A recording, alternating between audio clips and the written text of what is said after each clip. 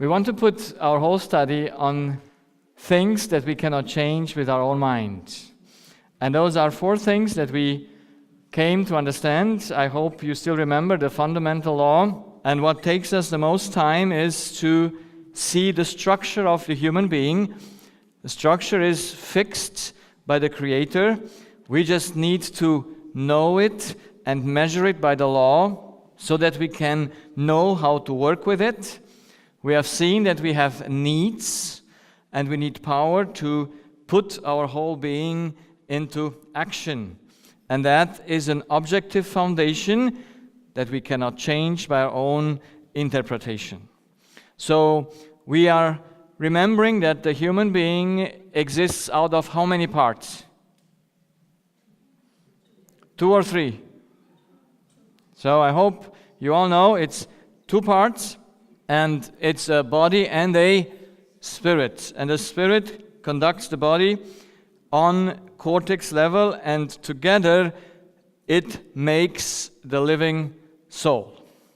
And when they are separated, the soul is dead, because then there is no music anymore. So this is the big picture of spirit, soul, and body. And now we saw yesterday that the spirit has the whole responsibility over what happens in the soul. So he must govern through the way he thinks, to his decision, what he feeds the body. He governs everything through what he thinketh. All processes that happen in our body are conducted by what we think.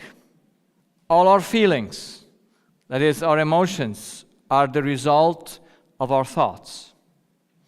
That's why we must know that what we think is the most important thing, because it conducts the whole nervous system, it conducts all hormonal system. So when we have a disbalance in our hormones, where do we look to? We look to what the person thinketh. If a person comes to me and has a B12 level too short, yes, a deficiency of B12 or iron, where do I look?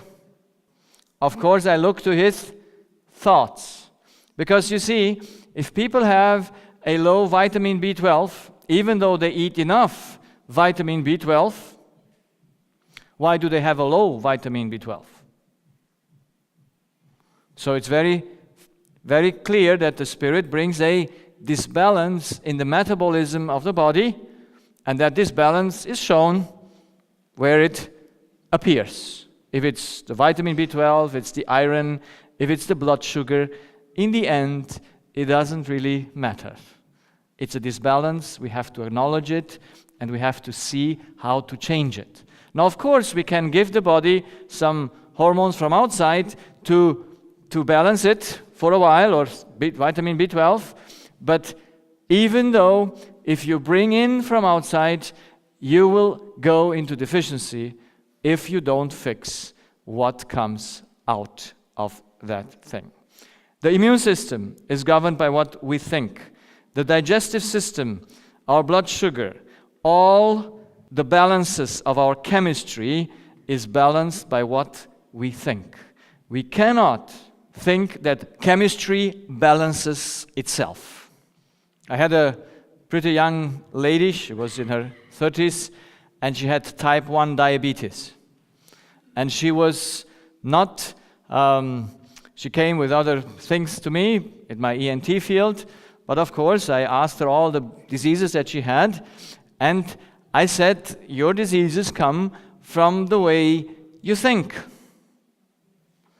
And then she was thinking for a while, and then she agreed. She said, my blood sugar goes the way I think. Because she has also that nice device that every 20 minutes measures how the blood sugar is. And she said, I once was in a court, and when she was in a court, judgment court, she had her blood sugar, what happens? He rises. And then she puts the insulin, because she says, I want to keep him down at 120. I don't let him go over 120. But she puts the insulin on, and what happens with the blood sugar? It still goes up. And then she puts another insulin, and the blood sugar still goes up. Until when does the blood sugar goes up? Until the court session is ended. And what happens then? Suddenly it drops, because now the insulin is working. So we must understand, we cannot by chemistry govern chemistry. Yes, it's not possible. Chemistry is governed by something outside of chemistry. And our thoughts are outside of chemistry. They impact all our chemistry. And I think this information I learned in my practice, and I can prove it today in the way we function by the law. Because our body needs electricity. Those electrical inputs that we give with our thoughts are the most important thing that go through our body. And they can do any disease possible. They can do any dysfunction possible. Of course, the spirit is also responsible of what he puts in. And certain chemicals, of course, together with the wrong chemistry, the wrong thought, that the wrong electricity might potentially bring more damage than others. By example, if you have an allergy. An allergy is an immune problem, like also the type 1 diabetes. And if you go to a vegan diet, you can lower your symptoms. They even might, for a while, disappear. But did you change the cause? The cause is still there, but you just took out that cofactor that made that reaction more obvious. So it's so important for us to really understand the two things we need to govern. If we want to be healthy and doing our job correctly, we might to govern our thoughts, which are the most important things, because love is the most important thing in human life, not food. And food we must govern as well. But if the spirit is unhappy, he will not eat properly. But if the spirit is happy, he has no problem with food. But you can, for a while, and I have seen this in patients, to take a better diet, remove some symptoms for a while, and then they come back. Because you can never, if you like your preferred dish, resist it when you think, oh, I'm fine now, so let's eat that. So we must have this picture before us to understand one governs the other. The way we think is the most important, because it determines also what we eat, what we drink, how we sleep, and how we work. So yesterday I presented you the first case where I learned how the pattern of thoughts come into the body. We learned that all the physical symptoms that the person has must be objective. What we see, hear, feel, and so on are objective, because they come from the body and say the spirit what is there, that something is wrong. And so we must know why it is. The spirit must know, oh, if my finger hurts, it is because I put my finger in some place where it got hurt. Then he knows he will never put that finger again in that place. But if his finger hurts, without that he put the finger somewhere in a place, he must ask himself, how does that hurt coming into that finger? So he is responsible to think about it. And this lady who had this severe headaches for 2 weeks had it because she lost her liberty, so to say, because her boyfriend betrayed her. When she heard that news, she changed the way she thought, and she was disappointed, hurt, revengeful thoughts, Those were thoughts where you take yourself into prison, and what you do is you harm your body. And your body comes as a feedback and says, stop it. And if you don't stop it, it goes on. This lady now has a headache, but in 5 years, if she has not stopped the problem, the way she thinks, she might have cancer or whatever. Because it accumulates over the time. So, why do people do themselves harm when others do mistakes? Would you like to have an answer to that? I mean, why would you get angry if someone falls apart? And especially if you're married for 40 years. You know the story from last time? I hope you thought about that story. Did you? If you're married for 40 years, shouldn't you not know your husband? Yes or no? Should you have understanding for his twisting situation? Shouldn't you or not? We must know that something is in us that might bring us in a little while in danger. And should we not be able to help? Why should we see ourselves as the victims of the situation? Why should we not think lovely to that person? You see the problem that we have? Because the law says, as I need to breathe fresh air, as the law says that we need to drink good water, and we eat the good fruit, yes, the good food, the law says you always need to think lovingly. Whenever you stop thinking lovingly, your brain gets damaged. And is it worth it to not think lovingly when another person does a mistake? Shouldn't we have understanding with that person?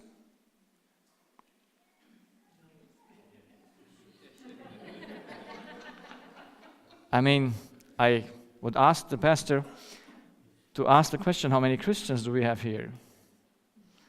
At least Christians should have read somewhere in their Bible, love your enemies. Do good to those who betray you. Smile to them that curse you. Shouldn't it? Would that be liberty or would that be prisonership? That's liberty. And if you cannot do it, you're still in prison of your own self-thinking. So I saw this pattern in all of my patients because they all think with an error. No one sees in it an error. And I hope you went last night home and you told the ones that were not here that you don't need anymore to be loved by them. It's enough if you love them. Because you don't live by what another thinketh. You live by what you think. Your brain, your body gets the food by what you think, not by what another thinketh. So does it matter what your husband thinks about you? Yes or no? Now I hope you all reason together with me that it does not matter. I once had a case in a family that the wife, you see, women are curious. And sometimes they ask their husband what they think. Not in a special matter, but what they think. And this woman asked her husband what he dreamed. And the husband was not careful enough to tell her what he dreamed. And since then, the marriage was in a problem. So, is it important what another dreams? Yes or no? I hope you see the irrationality. It's his dream. Let him dream what he wants. Would you like to control his dreams? Absolutely. This is a terrible thing. Isn't it? I mean, seriously, why should we try to know except we want to help? But she didn't want to help her husband after she heard what he dreamed. So we saw in this simple law that the body can be nourished by chemistry, and you take it from nature and give it to him. We saw that only we are responsible, the way we think, loving thoughts to our body. We take them from somewhere and give them to the body. And so we are all in control of our lives. But now we think we need to be loved. Someone else needs to put love in my spirit. And you see, in Christianity, because I have a lot of Christians as well as patients, as non-Christians, and all other people who are there with their beliefs. And the Christians think like this. They say, okay, my husband does not need to really love me so much because he's not always available. I just read in a scripture, in a Christian, the story of this lady that she says, my husband, I need love from him. Poor lady. But however, she says, I go to God and it's enough if he loves me. And I say, that's good for God, but that's not good for you. Because how much does it matter if someone loves you if you don't love as well? How much does it matter? Nothing. So does God love all human beings or not? Is God love? And who benefits from his love? Only him who loves also.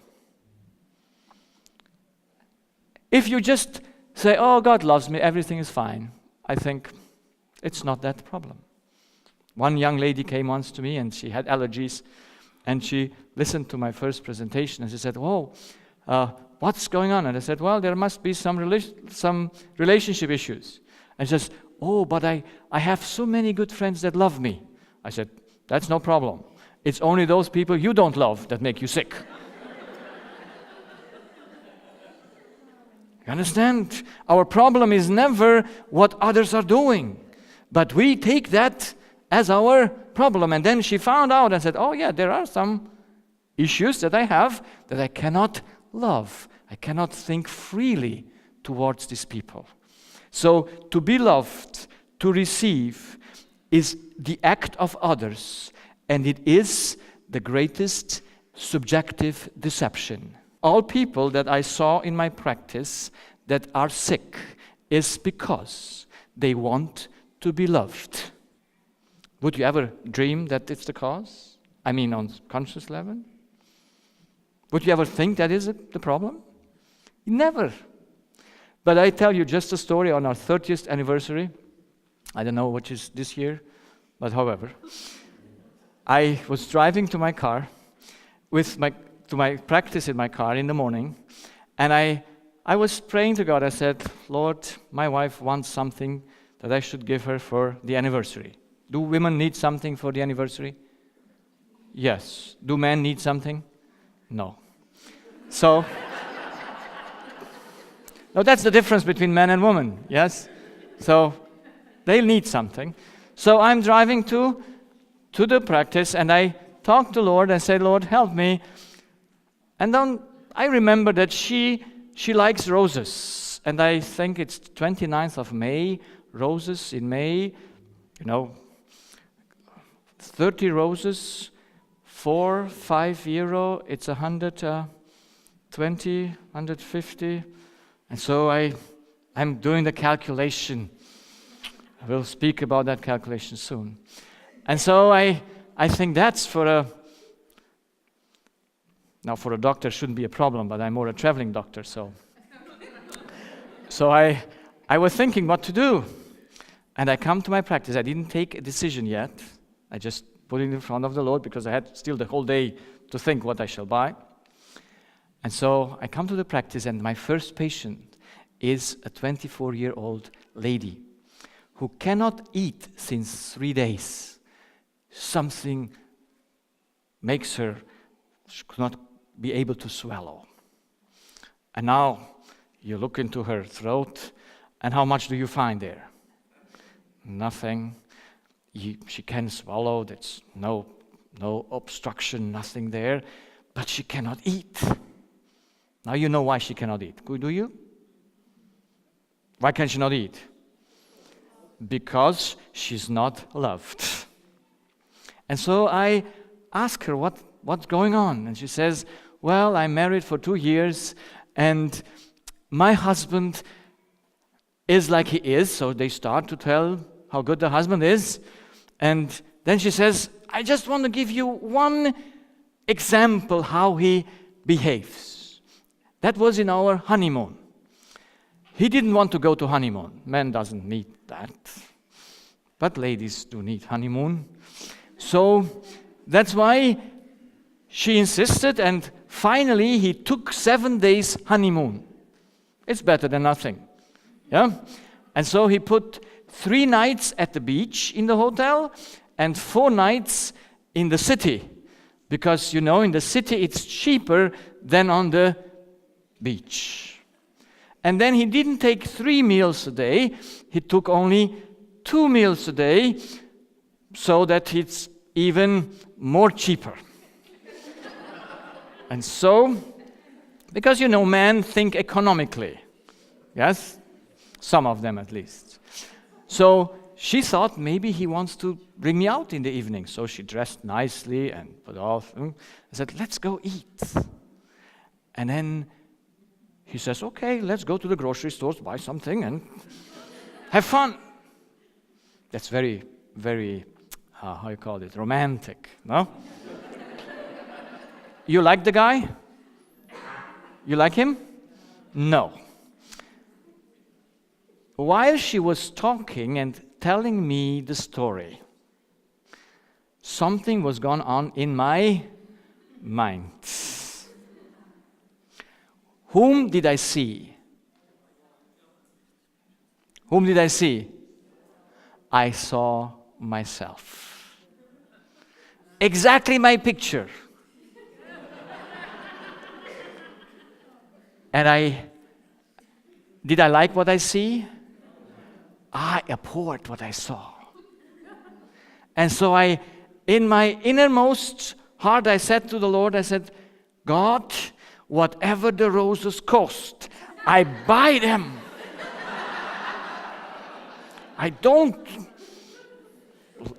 I saw my greediness, and I said, I cannot do this. But thank God, he is very merciful to my budget, or to his budget, because it's his money. In the next 2 minutes, my wife calls. I answered the phone, and you see, the emergency was that she found a rose bush that she said, can I buy it for our anniversary? And of course, I took already the decision, whatever it costs, but you never can abstain yourself to ask how much is it. And so I asked how much it is. And then she said, 38 euro. So I said, that's fine. Yes, she can buy it. And so everything went very well. I got a good lesson. And the budget was good. And now what do I do with this young girl? Because now I want her to eat again. Because she said, while she was in honeymoon, she tried to kill herself in the pool of the hotel. So, because, you only kill yourself because you're not loved. Because you want something from another one that doesn't give it to you. And you think you're dependent on that. And I said to her, look, your husband loves you. How do I know? I said, your husband loves you. He's married to you. And I told her my story. I said, you see, I'm today 30 years married. And I still have to learn how to love my wife. So give him a chance. He's only 2 years old. He's only 2 years exercise. Yes, isn't it nice to give him a chance? And I said, while you give him a chance, help him. You know, women can help boys to learn to love. I said, you always smile when you see him. Is that a good prescription? And never complain of anything to him. Because husbands cannot take care of the complaints of their women. They are overwhelmed with it. So leave them. Go to God, do your own business with him, and just be nice to him.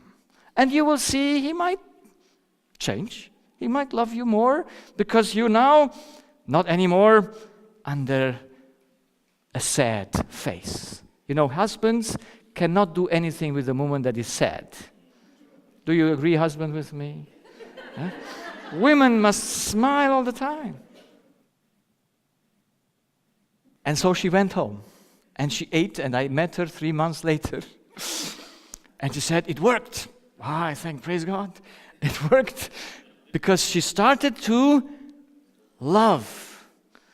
You see, when you want to help the other should be also able to love, then you must help him loving. But you can only help by loving, because only love brings out love.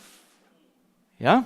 So, let us stop forever now on our conscious level to expect to be loved, to be respected, and all this, which is without a law support that someone can give it to us. Let us enter the relationships that we have with spouse, with father, with mother, with children, just for the purpose to give them love. We don't need their love back because we know where we take our love and give it further. And so every agent of us would be a free agent and not one in bondage, not one in prison. Because whenever you want to be loved, you make yourself dependent of the acts and existence of others. And relationships, are they more important than food or not? Yes. Ask children, they say it to you. Love is more important than anything else. And that needs to be satisfied by none other than our own action. And the law says you must take. And when are you satisfied? When you take or when you give? When you feel good? Always when you give. Okay? So that's what I discovered on conscious level, that my patients get sick because others do mistake. And mistake is the perception they don't love me. No matter what it is, that's a general approach. So this was very surprising for me, and it was astonishing when I was happy to see that the deception that we have in us is not something that looks evil. Does it? Does it look evil, you think, to be loved? No, but it's very evil because it kills you. It destroys you when you don't get what you expect. And you cannot force the other to love you, can you? Oh, sometimes we take them, love me, please. But no one can be forced to be loved. So, 2007, at the end of 2007, I could understand where this idea comes from. I understood the subconscious. I started to understand what is there, what we are not aware of in our human spirit. I thought, as I began to do my studies in my own practice, that every disease has a different cause. And so I put my patients in different groups because I wanted to see in the groups, what do they have for a common denominator? Because I said the one that has the same disease must have the same cause. And so the best patients were they that had all of these symptoms. Those I called, I said, I want to have an interview with you because I want to know what's going on in your life, that you have also dizziness, you have tinnitus, you have cancer, you have blood sugar, you have diabetes, because some people have it all. What do they do that they have it all? So, searching for the common denominator in each group, I found at the end of 2007 that the common denominator in every group was the same. It was the same thought that was in every group. And I was amazed. Would you not be? It doesn't matter what the patient told me for a story, I knew the thought that generated the story. I knew the thought that all things start and all come back. And that was the thought of loss.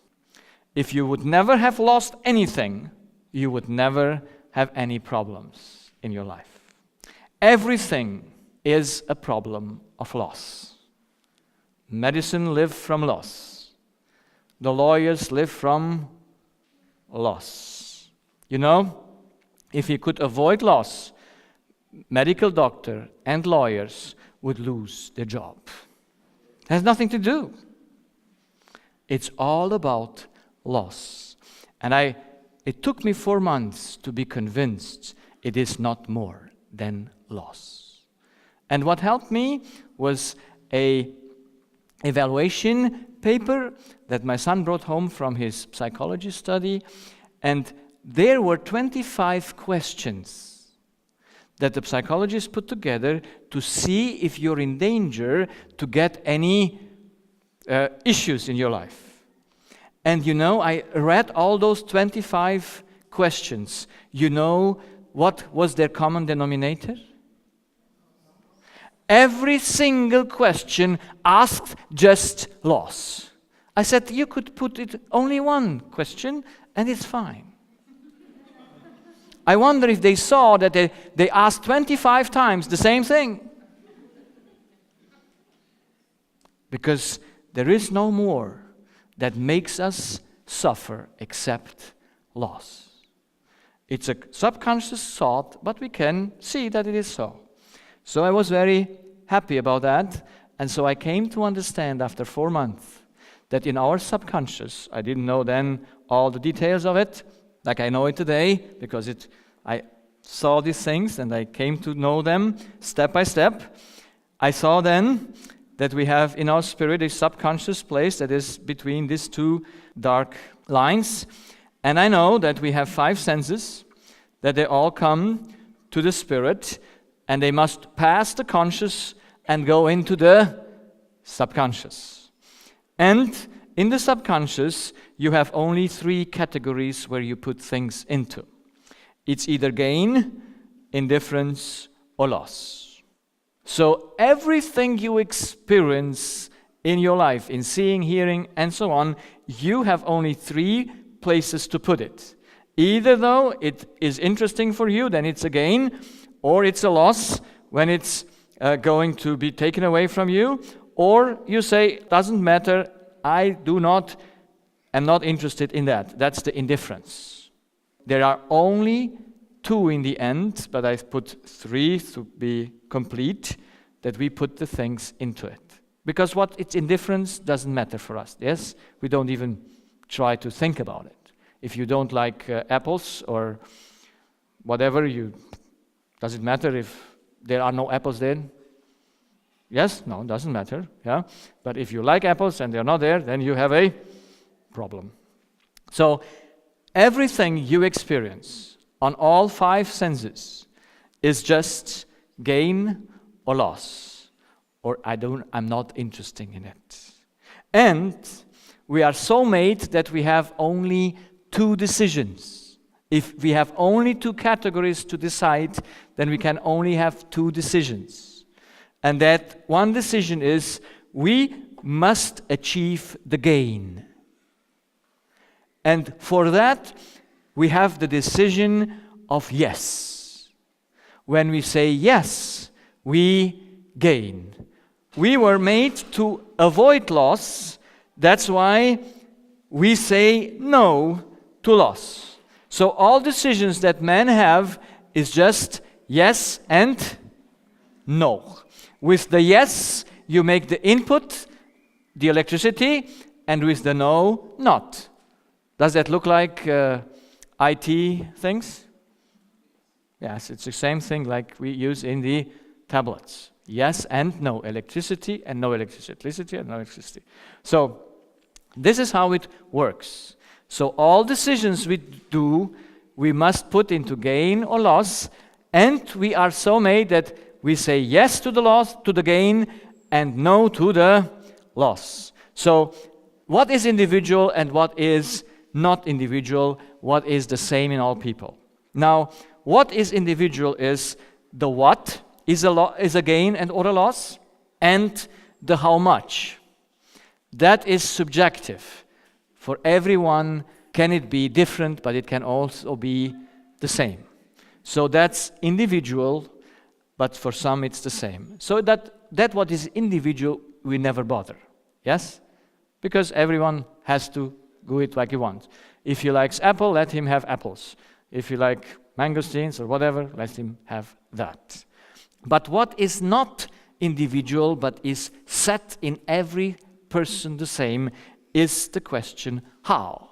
How do I come to gain, and how do I avoid loss? So how can I come to that? That is the same in all humans, because it is set by the law who created him. So let us see how that works in another way to explain it. So here it is, the subconscious. That's the line in between conscious and subconscious. And in the consciousness, we have our will. Our will must first be alert to make any decision. We cannot take a decision while being unconscious. There must be a certain consciousness to be able to take a decision. So, first in the will, a light comes up, and that H stays for hunger, and F for freezing, and T for tiredness, and S for sweating. Yeah. So whatever comes up, it's too cold, too hot. These are the physical things that come up into your will. You are aware of your need of your body, and now you know how to decide about it. But also the spiritual needs.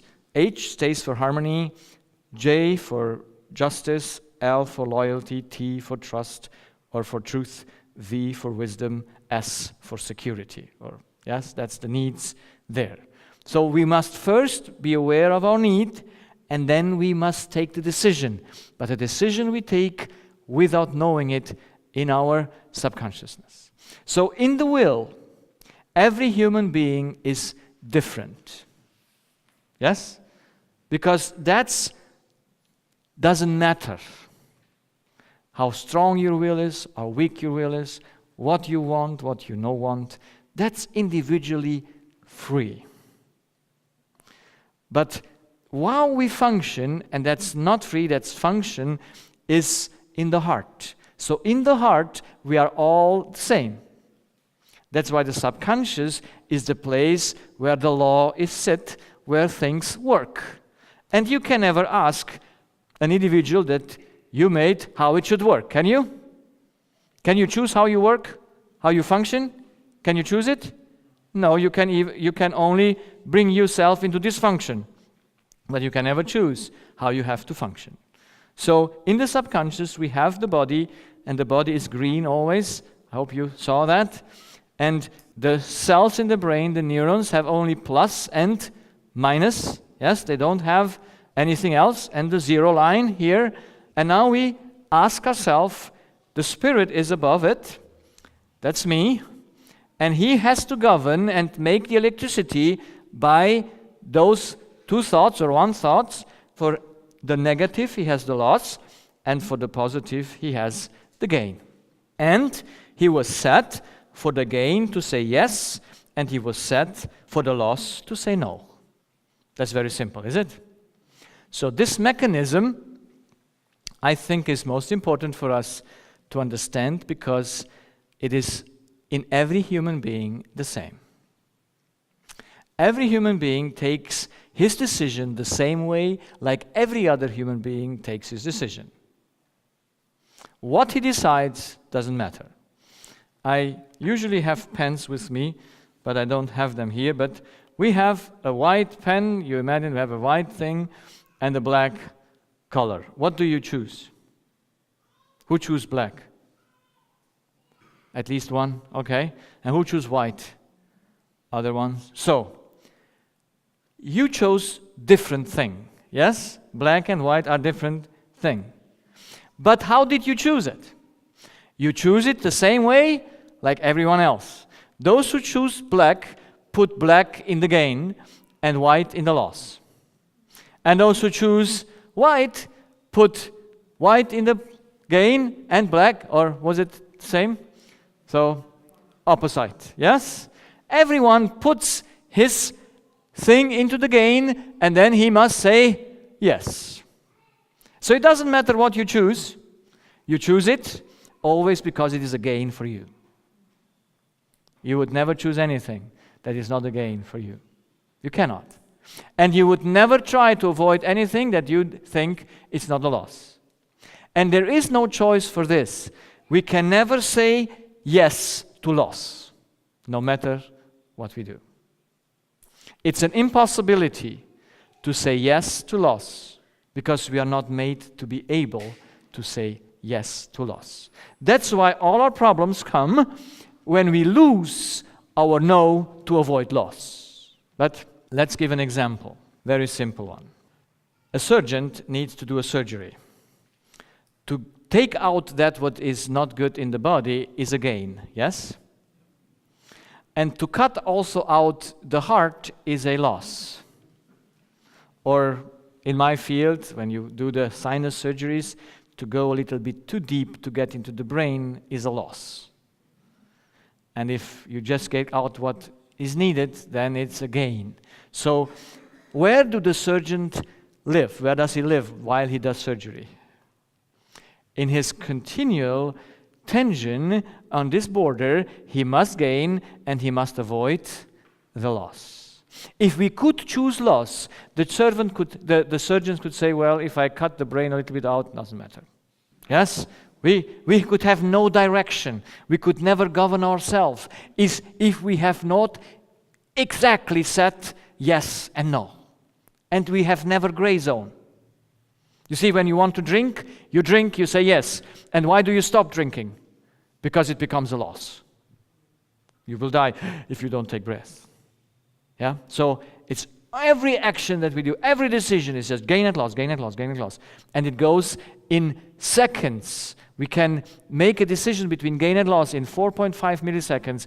That is, we can have about 200 and something decisions in 1 second. Yeah, that's fast, isn't it? That's very nice. So that's how we were made. When I discovered this whole process in the human heart, I didn't discover it in the Bible. I discovered it on my patients. I said, if this is the truth, then this must be written in the Bible for long. If this is the heart of man, or a part of the heart of man, then, and it is so important for our health, then it must be there. It could not be that the Bible would say something that is not important for our life to be. And so I went to the Lord because have you ever written in the Bible something between gain and loss? You will search now, I hope, for those who want. And I found in the Sermon on the Mount, in the center of the Sermon on the Mount, the Creator of us says exactly this mechanism. Have you ever read it? He says, from 6:19, he says, do not store or treasures on earth where moth and rust can eat them and thief can steal them. But put a treasure on heaven where neither moth can eat them, or thieves cannot go to steal them. Because where your treasure is, there is your heart. So, what is the first need of the heart? It's a treasure. Gain is a treasure, isn't it? You see, when young people are in love, what do they think in their subconscious? What did they gain? Big gain, small gain? And how do they feel? They feel so good. That's the man or that's the girl, and they feel so good. Because they think they got the highest gain. Yeah? That's how you think subconsciously. But then why does the feeling go away with the time? You know why? Because that gain diminishes with the time. Because now that you know the person better, you see he has some scratches. Or he has, he is not a diamond like you thought before. Then he becomes gold. Then he becomes silver. And then he becomes iron. And then suddenly he might become rust.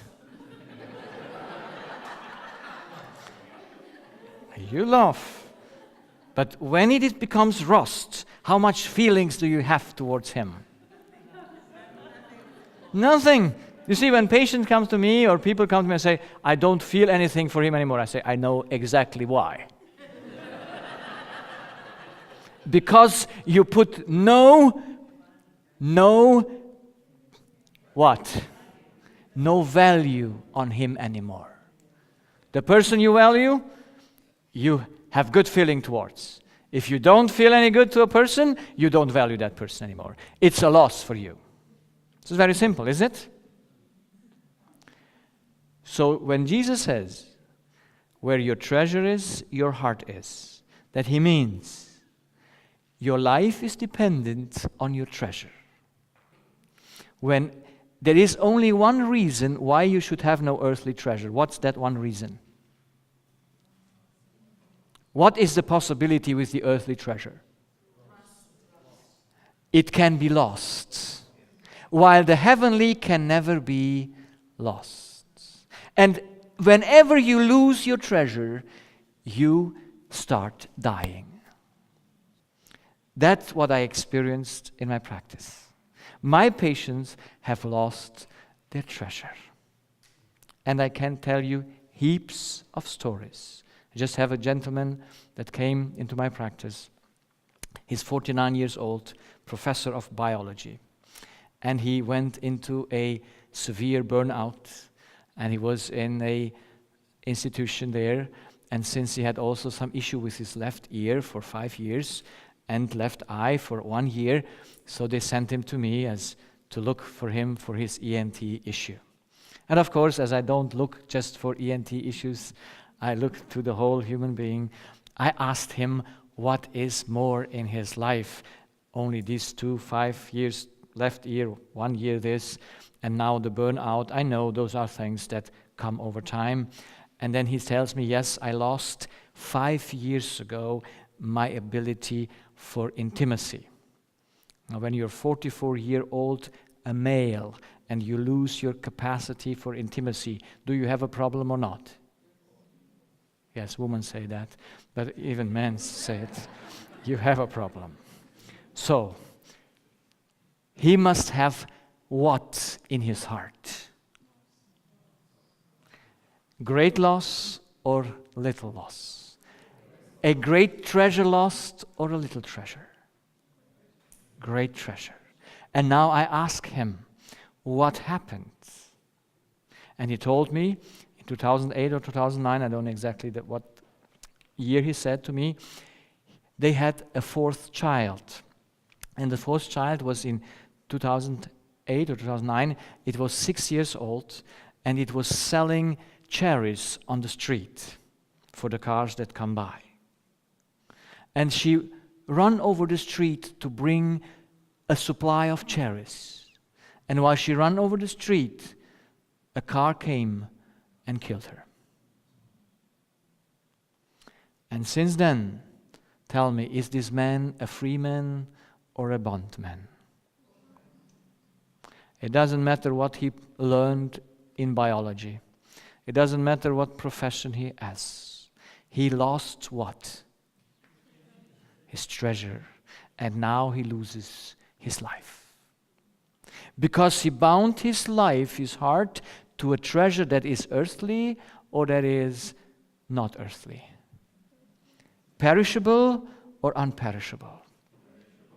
Perishable. Is he conscious about that? No. But I asked him, I said, could you take off your mind from what happened and think how you thought before you had the child? Now, how do you feel before you have a child? Good. Yes? You expect something, you feel good. So, take and reason with me. No child is more than one child for 6 years. What is more? A child for 6 years or a child, no child at all? What is more? What is more gain? A child having it 6 years, was it? Yes, that's a gain. But he now not consider that as a gain, but he consider that as a loss. And he says, I cannot think like I thought I was before. I cannot. And I said, I know that you cannot. Because you have an error in your heart that keeps you in bondage to yourself. Because what would he like to control? What would he like to control? Something that is in his control? Is his child's life under his control or not? No. But he still would resurrect it if he can. Is it good that he cannot resurrect the child? Yes? Yes. Because what would we do with all our death? We would resurrect them. For what purpose? For whose? For whom? For ourselves. Because we need a gain. Because we think they belong to us. So Jesus continues in his description of the heart with the second part of the heart when he says there in Matthew 6:22, he says, the eye is the light of the body. If your eye be single, your whole body will be light. But if your eye is evil, your whole body will be darkness. And if that which is in you darkness, what in you should be light is darkness, how great then is the darkness? No one can serve two masters. Either he hate the one or the other. You cannot serve Mammon and God. Now in this case of this gentleman, what is the Mammon? His daughter is the Mammon. Yes? And why does he suffer? For whose sake does he suffer? Who lost something? The child? The owner of the child or him? He thinks him. So let's look to the two eyes, the evil eye and the single eye, because they are decisive how we see the things, and they answer our question, where is the problem of humanity? The single eye and the evil eye tell us how we come to the gain and how we avoid the loss. So, the one eye says to receive is gain. And the other eye says to give is gain. So what would you suppose, which is the right eye? The giving eye. So if the receiving is gain, then the opposite of receiving, what is that? No, it's not give. It's not receive. Yes, that's the opposite of receiving. Not receive, or receive too less, or something is taken away from you. And if giving is your gain, then what is the opposite of giving? Not giving or keeping. You remember what Jesus once said? He who wants to keep his life will lose it. Did you know the equation? And he who gives it will gain it. Yes, so what's the difference between the two eyes in function? So the one is your action, give, not to give, keep, makes you to have a yes and a no for everything you do. But if receiving and not receiving, receive to less, or something's taken away, is your loss and your gain, then how much can you do for it? How much can you do for what you receive?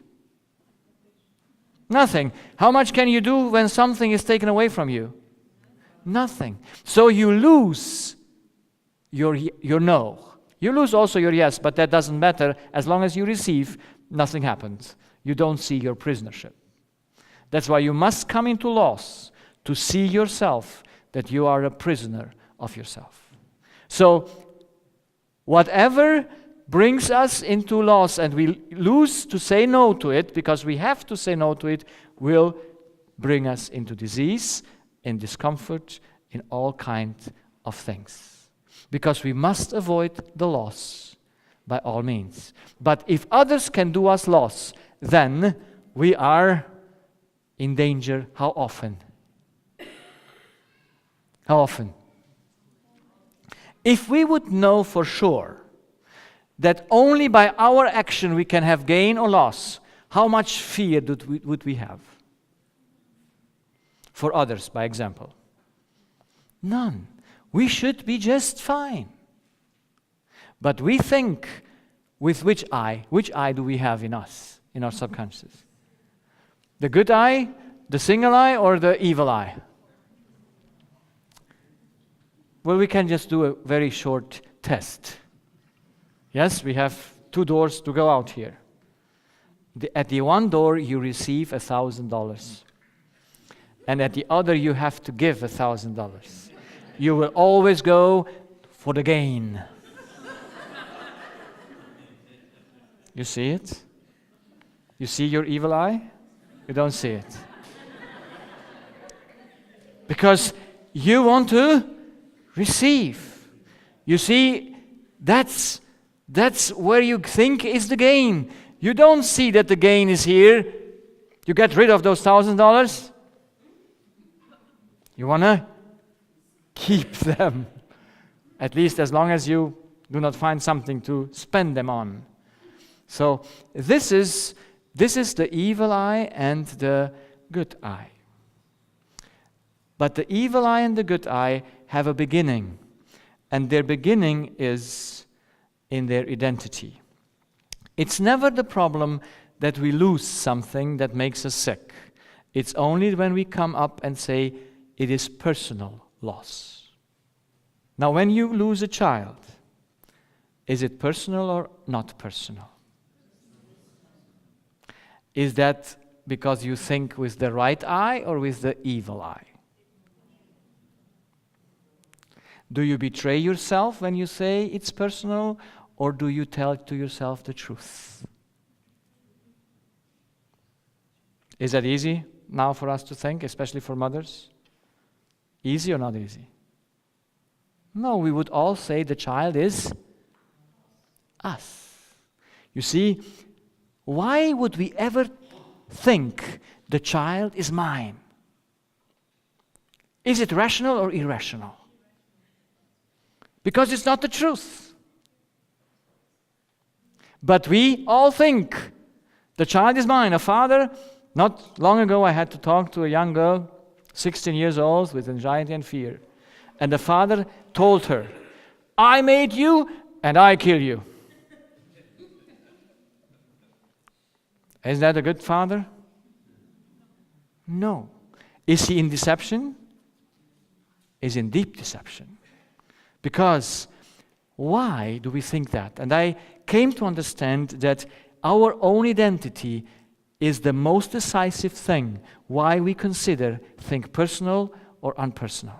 So I found out that we believe something about us by our motivation. And we all know that our motivation is selfishness and pride.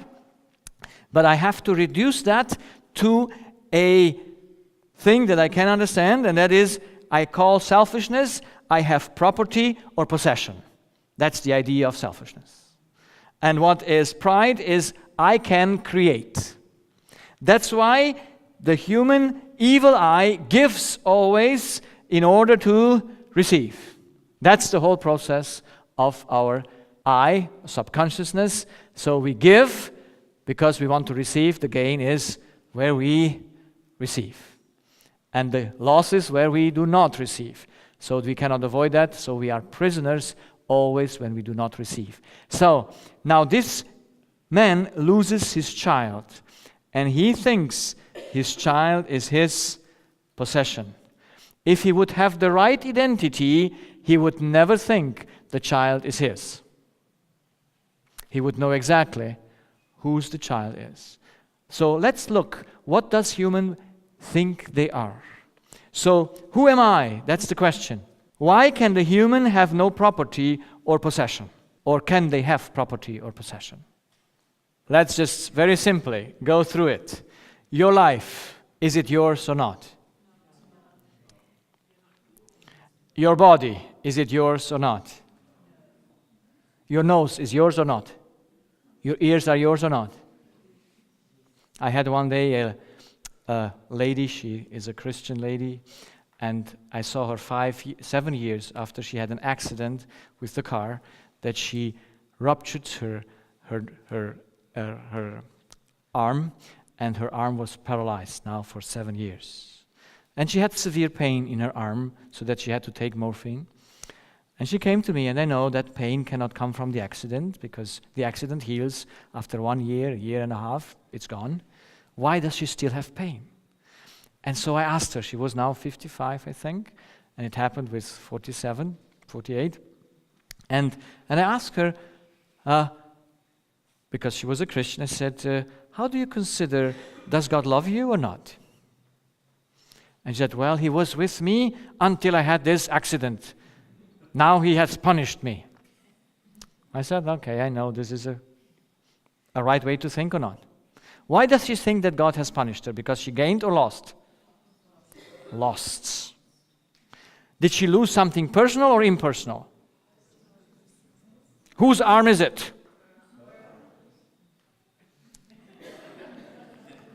Now, for a Christian person with 55 years old, should know that everything she is God's. Should it?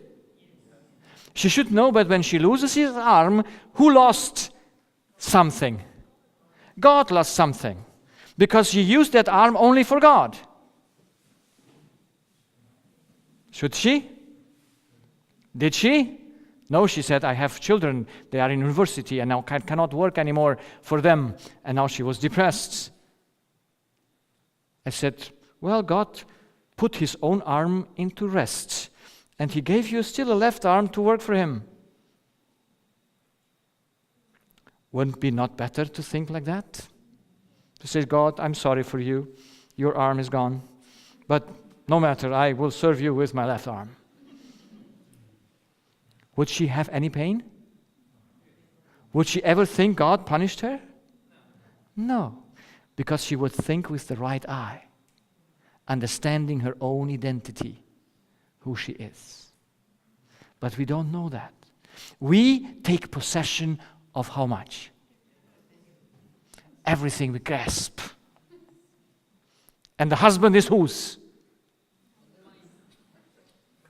I got him. I put a stamp on him. Mine. And the husband says, of course, she is mine. And we say it all in the sense of possession. Now there was a man who proved that he had no possession in his heart. He was the hardest man proved in the Bible. Who was it? Job. How many children?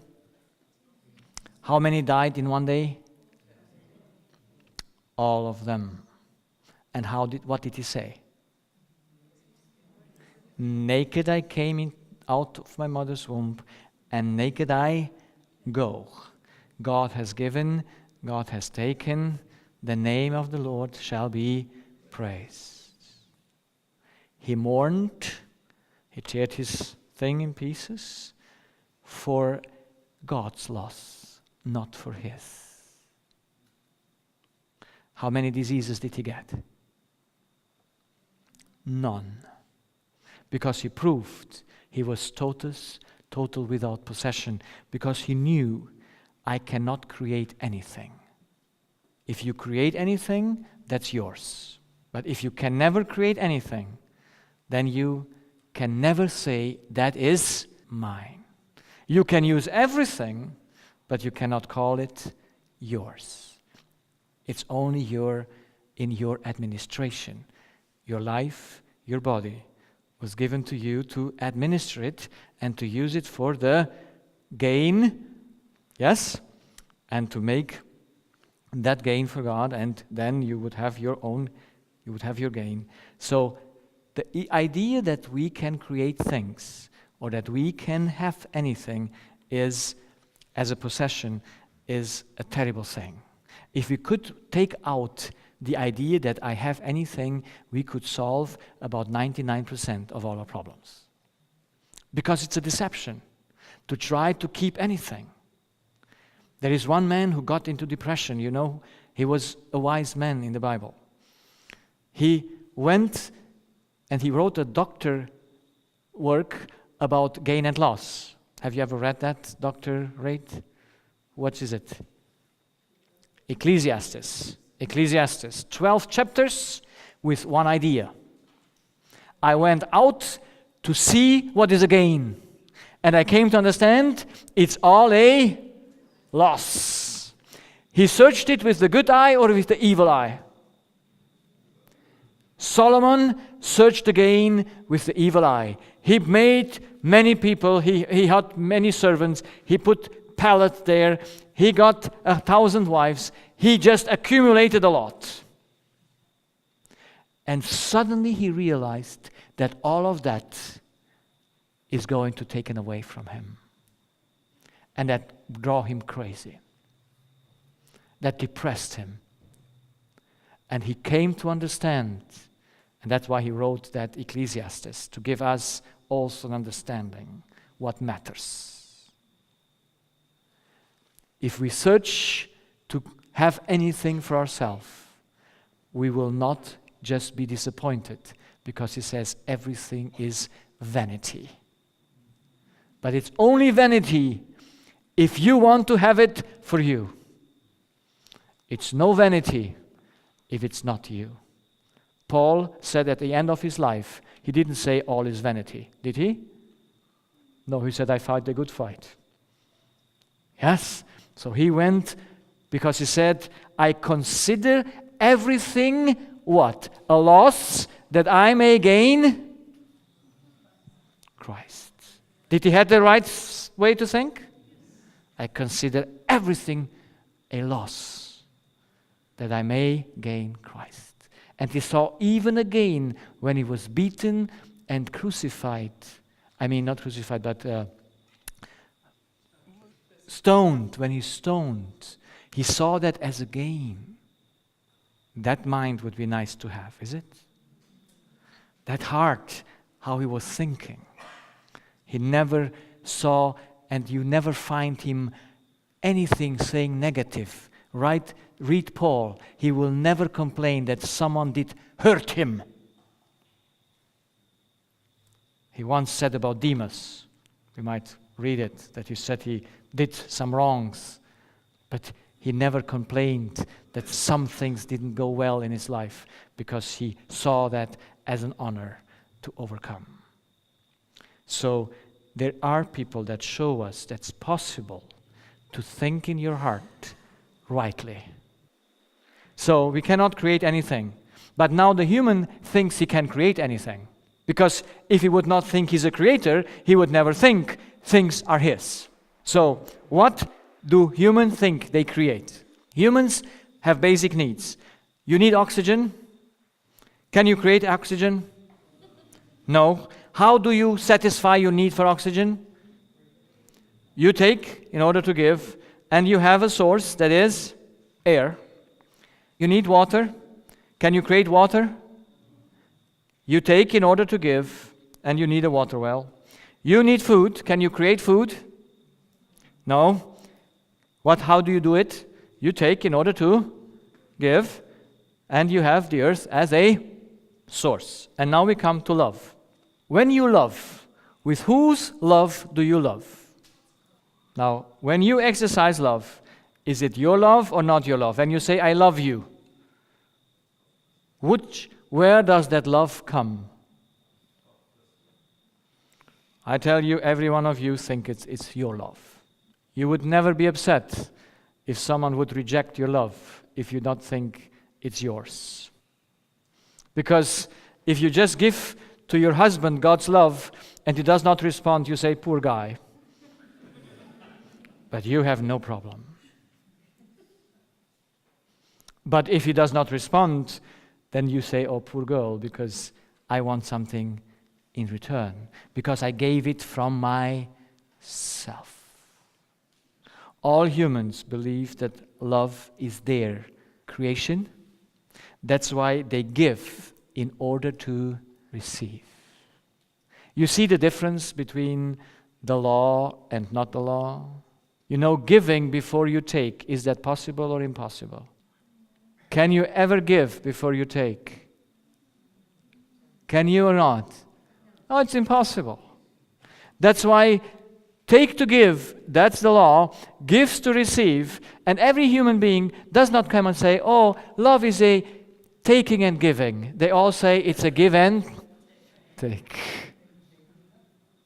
Because all think, I gave love from me. If you never gave anything from you, how much problem would you have after 40 years of marriage? How much did you invest from you? Did you invest anything from you? No. So, man does think he can create love. All people think love is their creation.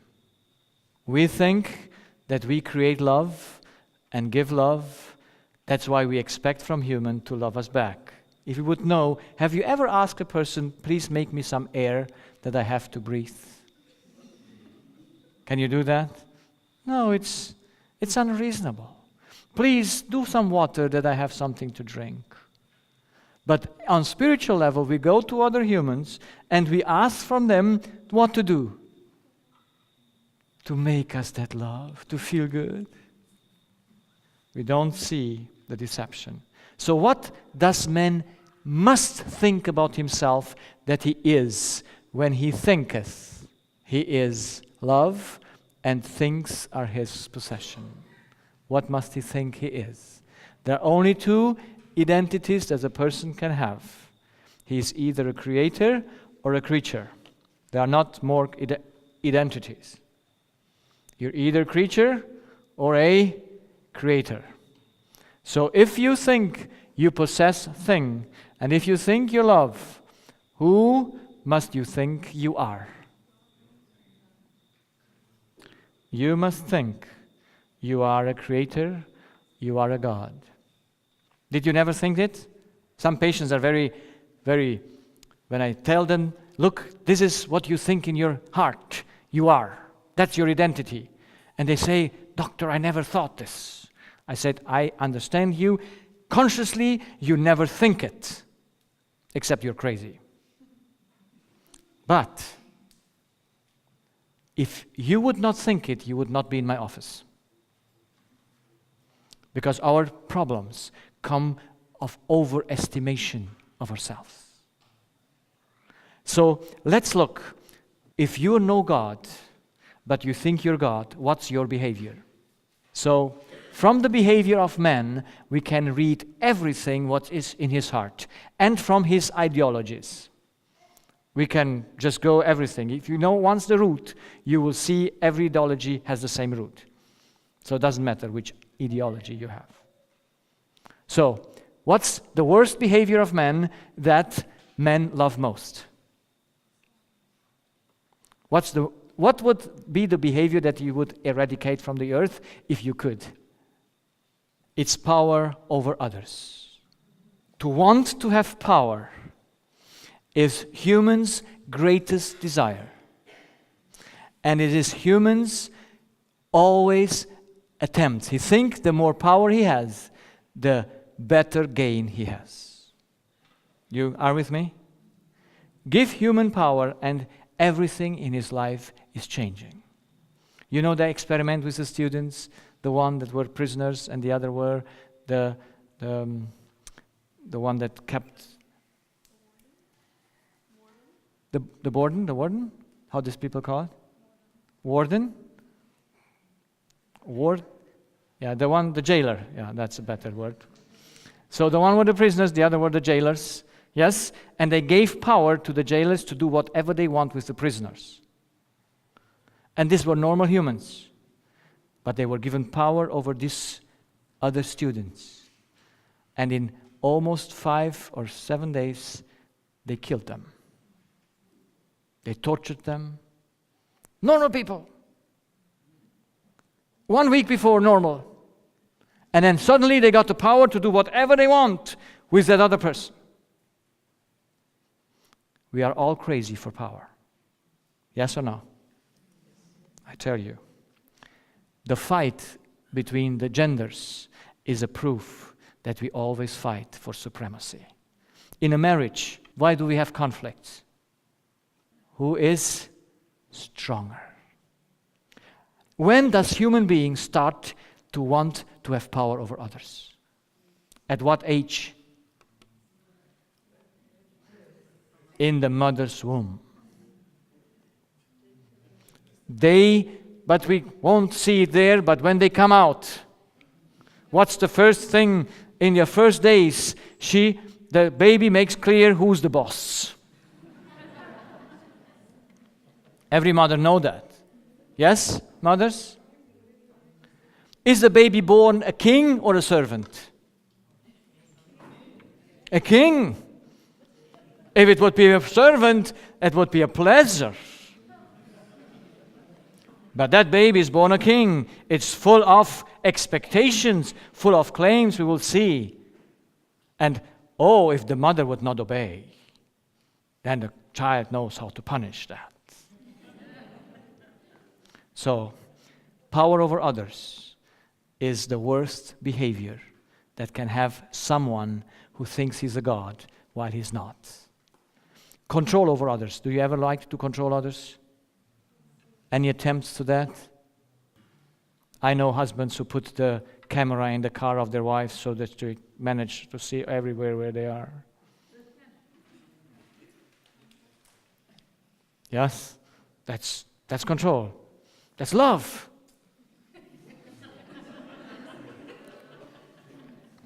He just loves her so much. He wants to see her all the time. With whom she talks, who she takes in the car. And yes, she had a boyfriend. And she stopped with the boyfriend. And then he went to find the car with the GPS. Isn't that crazy? Yes or no? Control over others is a terrible thing. Have you ever judged others? Why would you judge people if you're not a God? Because who's the measurement for judgment? God is it? And if you judge others, who is it? You are the measurement. If all people would do the things like I say, everything would be fine. Yes or no? Do you see it yourself? Or am I only one that plays the God? Every human being asks for worship. Did you know that? The parents are the first that worship the child. Because they want praise, appreciation, respect, and applause. I have seen many diseases in humans that they come to me and say, my mother never appreciated my work. And I said, what?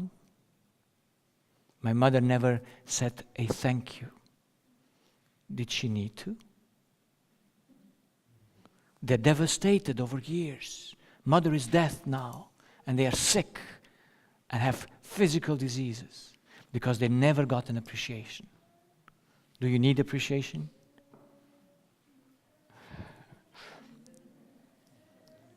You want to be worshipped. You want to have it.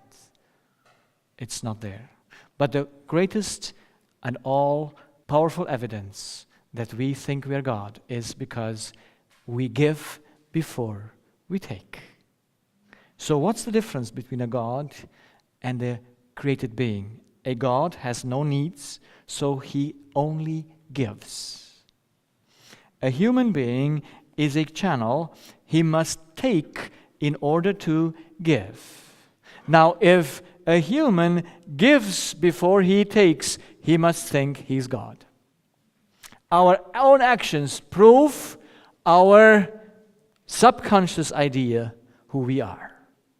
So, religions, I will prove that religions have made themselves from their own heart. You know what all religions believe except the biblical one? They all believe that they are gods and they use the power to rule. Have you ever seen a religion that has no power to rule? Yes or no? All religions try to rule and they believe in the doctrines that they are gods. The atheists, the agnostic, the humanists, the communists, what do they believe about themselves? Do they believe that they have a spiritual dependency, or do they think they're spiritual independent? They think they're spiritually independent. But I can help them when they come to my practice to show them that their spiritual dependency makes them sick. And then I have the scientists, my colleagues, which are maybe almost the worst, because they believe in something that is totally impossible. They believe that out of a less complex being develops a more complex being. So if that is the truth, what is the idea behind it? Who is the greatest or the highest being on earth if we came into existence by evolution? Who is the highest being? We are. So we have no higher being over us, so we must be the highest being. So you see, all the theories that are here outside, except the right one that says we are not creatures, we are creatures, not gods, have the same root. So I put them all on a tree. I say many branches, a single root. There is one tree, and that is the atheist branch. Then you have the agnostic branch. And then you have the communist branch. And then you have the scientist branch. And then the most greatest branch is the religious people branch. What do they all have in common? They all think they are gods. So is it any difference what you believe? Does it matter that you fight for beliefs on the surface level? No. Because every one of these ideas have made their idea out of this assumption, of this idea that is not right. So it's very simple when you challenge or when you look to ideologies or to any beliefs to just check what is the root of it. And if the root of it is, I am God, you know it's right or wrong. It must be wrong. It is an illusion to think that you're God when you're not. So what is the wrong identity? It's I'm a creator, that means I'm a God. The right identity would be I'm a creature of God. If you're a creature of God, love is your motivation. You know you have no property, you know you cannot create anything, so what is then your first action? You take that all from God and you give it. And by giving it, you are living and are an agent like you were made to be. So our problem is that we have a wrong idea about ourselves. And if we want ever to get the control over ourselves, we must put our identity right. I will show tomorrow that every single thought that we have must come from our identity. It all starts. Every information hits first our identity, and then the steps we will see that we have in our subconscious follow. But if the identity is right, everything else becomes right. Every action goes to be right. But if your identity is wrong, every what you decide is wrong. No matter if you are supposedly free until you get into the problem where you have the loss. Now I know this was a long lesson tonight, but I thank you for your patience, and we are still having a few nights to go where we need to see more the things and grasp them. And then, of course, when you like them, you put them into practice and they will set us free. The truth will never take us in bondage. The truth will always make our minds to be free and to think like we want to think. We would have no one thought that will bring us into a problem. So I'm looking forward to the next hours. They are getting even more nice. Tomorrow night we will speak about why children get sick. I will prove how I found out that love can never be the production of a human being. Love, righteousness, truth can never be the production of ourselves. And I found it in children why their sickness appears. And I found that what matters most, so that we understand and know for sure we always love with another's love. Never with our own, because we have none. We have only the ability to love, like we have the ability to breathe, but we have not the ability to make the oxygen. So we have no ability to make love. We only have the ability to use it.